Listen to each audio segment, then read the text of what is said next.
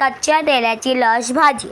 साहित्य: 4 कच्ची तेली, अर्धा कांदा, 3 कोथिंबीर, अर्धा चमचा मीठ, 1 टोमॅटो, 1 बटाटा, 1 चमचा गरम मसाला, अर्धा चमचा मिरची पावडर, 1.5 कप पाणी, 3 चमचे तेल, पाव वाटी ओले खोबरे. कृती: तेली स्वच्छ धुवून सोलून तापा. तेलाच्या मध्यम आकाराच्या फोडी तळा.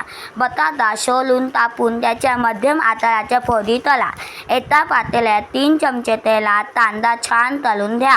त्यात हिंग घाला. त्यात बटाट्याच्या फोडी, मीठ, हळद टाकून 1 कप पाणी घाला.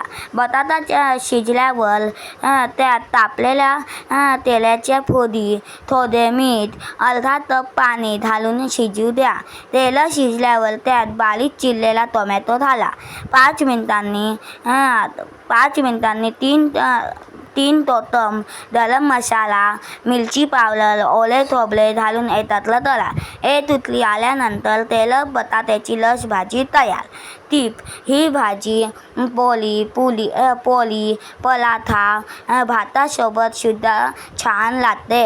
हा माझा व्हिडिओ आवडला असेल तर मला जरूर सबस्क्राईब करा, शेअर करा आणि लाईक करा. धन्यवाद.